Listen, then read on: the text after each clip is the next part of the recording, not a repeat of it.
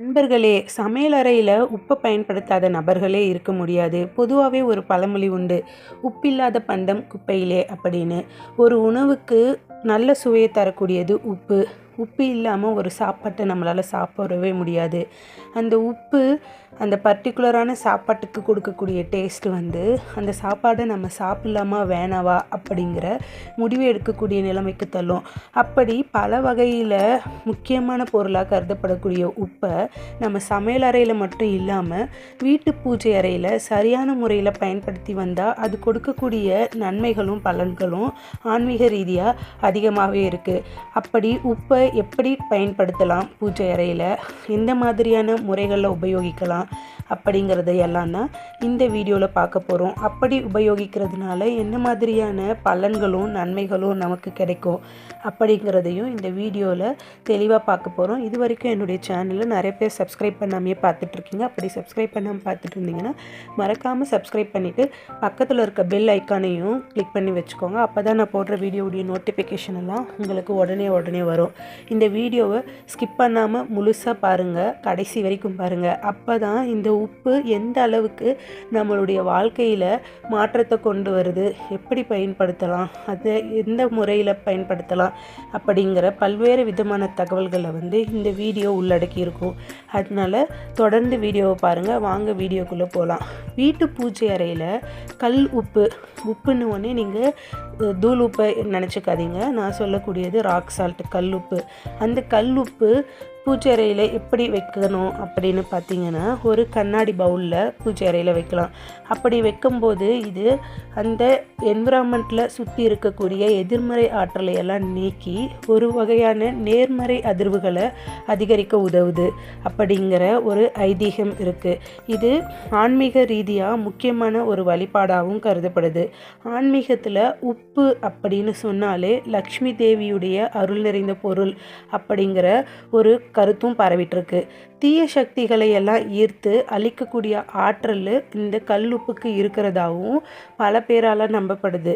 பூஜை அறையில் உப்பு வச்சா என்ன மாதிரியான நன்மைகள் எல்லாம் கிடைக்கும் அப்படிங்கிறத 1 by 1 பார்க்கலாம். ஃபஸ்ட்டு இந்த கல்லுப்பை பூஜை அறையில் வைக்கிறதுனால என்ன மாதிரியான நன்மை கிடைக்குது அப்படிங்கிறதுக்கான முதல் பாயிண்ட் என்ன அப்படின்னு பார்த்தோன்னா, இது வீட்டில் இருக்கக்கூடிய கண் திருஷ்டி, பொறாமை, எதிர்மறை எண்ணம் அப்படிங்கிற எல்லா விஷயத்தையும் தன்கிட்டையே ஈர்த்து அந்த எதிர்மறை ஆற்றலை டோட்டலாகவே நீக்கி ஒரு விதமான நேர்மறை அதிர்வுகளை ஏற்படுத்தும் அப்படின்னு நம்பப்படுது ஆன்மீக ரீதியாக.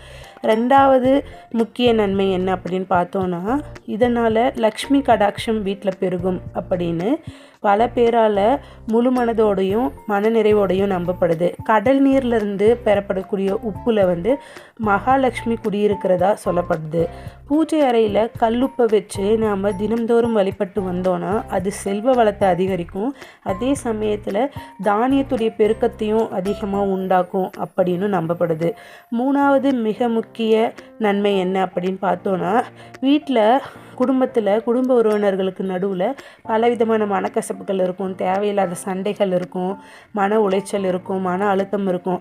அப்படி இருக்கிற பட்சத்தில் இந்த உப்பை சரியான முறையில் பயன்படுத்தி வந்தோம்னா வீட்டில் குடும்ப உறுப்பினர்களுக்கு நடுவில் இருக்கக்கூடிய மனக்கசப்புகள் எல்லாம் நீங்கி, தேவையற்ற சண்டைகள் எல்லாம் நீங்கி ஒரு விதமான மன அமைதியையும் நேர்மறையான அதிர்வுகளையும் அதிகரிக்கும் அப்படின்னு சொல்கிறாங்க. இப்போது இந்த உப்பை பூஜை அறையில் பயன்படுத்துறதுனால என்னென்ன நன்மைகள் அப்படின்னு பார்த்துட்டோம். அப்போது அதை எப்படி முறையான வழியில் பயன்படுத்தலாம், அப்படி பயன்படுத்துறதுனால என்ன மாதிரியான பலன்கள் எல்லாம் நமக்கு கிடைக்கும் அப்படிங்கிறத அடுத்தது பார்க்கலாம். பூஜை அறையில் எப்படி பயன்படுத்தலாம் அப்படின்னு பார்த்தீங்கன்னா, ஒரு கண்ணாடி கிண்ணத்தில் கல்லுப்பை நிரப்பி அதை பூஜை அறையுடைய ஒரு மூலையிலையோ இல்லைன்னா சாமி படத்துக்கு முன்னாலேயோ வைக்கணும். முக்கியமாக பிளாஸ்டிக்கையோ இல்லைன்னா உலோக பாத்திரத்தை யூஸ் பண்ணுறதையும் தவிர்த்துக்கலாம். கண்ணாடி பாத்திரத்தில் வைக்கிறது வந்து ரொம்ப அதிகமான நன்மையை கொடுக்கும் அப்படின்னு சொல்கிறாங்க. அதே சமயத்தில் நீங்கள் வந்து இப்படி கண்ணாடி பாத்திரத்தில் வைக்கக்கூடிய அந்த உப்பை வந்து தண்ணியில் கரைச்சி சிங்கில் ஊற்றி விட்டுட்டிங்கன்னா உங்கள் வீட்டில் இருக்கக்கூடிய எதிர்மறை ஆற்றல் எல்லாம் வந்து நீங்கி அது வந்து கரைஞ்சி போயிடும் அப்படின்னு சொல்கிறாங்க. அதே மாதிரி ஆன்மீக வழியாக இதுக்கு என்னென்ன பயன்கள் இருக்குது அப்படின்னு பார்த்தோன்னா, பொதுவாகவே நம்ம முன்னோர் காலத்துலேருந்து இப்போ வரையும் நம்ம ஒரு கடைப்பிடிக்கிற விஷயம், ஏதாவது வெளியில் போயிட்டு வந்தாலோ இல்லைனா கண் திருஷ்டி இருக்குது அப்படின்னு ஃபீல் பண்ணாலோ, இந்த குழந்தைங்க ஒழுங்காக சாப்பிடாமல் போனாலோ, நம்ம பண்ணக்கூடிய மிக முக்கியமான விஷயம் வந்து கண் திருஷ்டி கழிக்கிறது. அந்த கண் திருஷ்டி கழிக்கிறதுக்கு மெயினாக பயன்படுத்தக்கூடிய பொருள் வந்து கல்லுப்பாக தான் இருக்கும். அது நீங்கள் ரெகுலராக உங்கள் அன்றாட வாழ்க்கையில் உபயோகிச்சுட்ருப்பீங்க. இது வந்து ஒரு தவிர்க்க முடியாத உண்மை அப்படின்னு தான் சொல்லணும். அப்போ கண் திருஷ்டி கழிக்கிறப்ப என்ன பண்ணுவாங்கன்னா, ஒரு கைப்பிடி கல்லுப்பை எடுத்து ஒரு நபரை சுற்றியோ இல்லைனா வீட்டை சுற்றியோ சுற்றி போட்டுட்டு அதை நீரில் கரைச்சி அந்த திருஷ்டியை எடுத்துன்னு போயிட்டு உடனடியாக ஒரு இடத்துல ஊற்றிடுவாங்க. அதனால் அவங்க மேலே இருக்கக்கூடிய எதிர்மறை அதிர்வுகள் எல்லாம் நீங்கி அவங்களுக்குள்ள ஒரு விதமான மன நிறைவோட கூடிய மன அமைதி கிடைக்கும் அப்படிங்கிறது தான் வந்து நிதர்சனமான உண்மை. அதே மாதிரி பொதுவாகவே வீடு துடைக்கிறப்போ நம்ம பண்ணக்கூடிய விஷயம் வந்து, நம்ம துடைக்கக்கூடிய தண்ணீரில் கொஞ்சமாக கல்லுப்பை சேர்த்து துடைக்க ஆரம்பித்தோன்னா வீட்டில் புழங்கக்கூடிய துர்சக்திகள் எல்லாம் வெளியேறும் அப்படிங்கிற ஒரு நம்பிக்கையும் மக்கள் மத்தியில் அதிகமாகவே இருக்குது.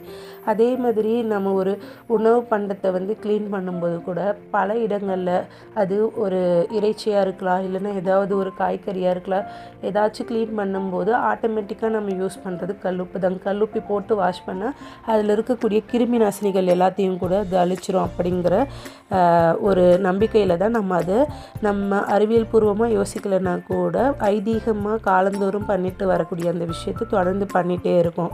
அதே மாதிரி ஒரு சிறிய சிவப்பு துணியில் வந்து கொஞ்சமாக கல்லுப்பு, அப்புறமா ஒரு 2லேருந்து 3 கிராம்பை முடிச்சா கட்டி அதை பணம் புழங்குற இடத்துலையோ இல்லைன்னா பர்ஸ்லேயோ லாக்கெட்லேயோ வைக்கிறது மூலயமா பண விரயம் வந்து அதிகரிக்கும். அதே சமயத்தில் நம்ம வீண் செலவுகள் பண்ணுற விஷயங்களும் குறையும் அப்படிங்கிற நம்பிக்கை பெரிதளவில் மக்கள் மத்தியில் இருந்துட்டு தான் இருக்குது. கடைசியாக இந்த கல்லுப்பை பயன்படுத்துறதுனால என்னென்ன மாதிரியான நன்மைகள் பலன்கள் இருக்குது எல்லாமே பார்த்துட்டோம். இப்போது இதை உபயோகப்படுத்துறது எப்படி, இதை நம்மளுடைய அன்றாட வாழ்க்கையில் நடைமுறைப்படுத்துறது எப்படி அப்படிங்கிறது முடிவு பண்ண வேண்டியது உங்கள் ஒவ்வொருத்தர் கையிலையும் தான் இருக்குது. அதனால் முடிஞ்ச வரைக்கும் கல்லுப்பை பூஜை அறையில் பயன்படுத்துகிறப்பையோ இல்லைன்னா சமையல் அறையில் ஒரு பாத்திரத்தில் போட்டு வைக்கிறதுனாலையோ, அதே மாதிரி திருஷ்டி எடுக்கும் போதும் வீடு துடைக்கும் போதும் பணப்பெட்டி இல்லை பணம் புழுங்குற இடத்துல ஒரு துணியில் கட்டி வைக்கிறதையும் முடிவெடுத்து பண்ண வேண்டியது உங்கள் ஒவ்வொருத்தர் கையிலையும் இருக்குது. நம்ம இதுக்காக மெனக்கெட்டு அதிக செலவு பற்றி பொருட்களை வாங்கிட்டு வந்து நம்ம வீட்டுக்குள்ளே நேர்மறை அதிர்வுகளை உண்டாக்கணும்னு எந்த அவசியமும் கிடையாது. நம்ம அன்றாட வாழ்க்கையில் ரெகுலராக யூஸ் பண்ணக்கூடிய மலிவான பொருளான கல்லுப்புலேயே இவ்வளோ நன்மைகள் இருக்குதுன்னு தெரிஞ்சதுக்கப்புறம் அதை பண்ணுறதுக்கு ஏன் யோசிச்சுட்ருக்கீங்க? அதனால் இதை முடிஞ்ச வரைக்கும் உங்களுடைய அன்றாட வாழ்க்கையில் நடைமுறைப்படுத்த பழகிக்கோங்க. அதுக்கப்புறமா என்ன மாதிரியான நன்மைகள் பலன்கள் எல்லாம் உங்களுக்கு வருது அப்படிங்கிறத நீங்களே கண்கூட வந்து பார்க்கக்கூடிய நிலைமை ஏற்படும். அதனால் இதை மோஸ்ட்டாக இம்ப்ளிமெண்ட் பண்ணுறதுக்கு ட்ரை பண்ணுங்கள். அப்படி இம்ப்ளிமெண்ட் பண்ணிட்டு இருக்கிறவங்களாக இருந்தாலும் சரி, ஆல்ரெடி பண்ணிட்டு இருக்கவங்களாக இருந்தாலும் சரி, அதனால் உங்களுக்கு என்ன மாதிரியான பலன்கள் எல்லாம் கிடைச்சிருக்கு அப்படிங்கிறத மறக்காமல் கமெண்ட் பாக்ஸில் ஒரு கமெண்ட் போடுங்க. ஏன்னா நீங்கள் போடக்கூடிய சின்ன சின்ன கமெண்ட்டு கூட வாழ்க்கையில் பல விஷயங்களை தெரியாமல் இருக்கக்கூடிய பல நபர்களுக்கு கொண்டு போய் சேர்க்கும் அப்படிங்கிற நம்பிக்கையோடு இந்த வீடியோவை முடிச்சுக்கிறேன். அடுத்து ஒரு நல்ல வீடியோ பதிவோடு உங்களை சந்திக்கிறேன். Tata bye.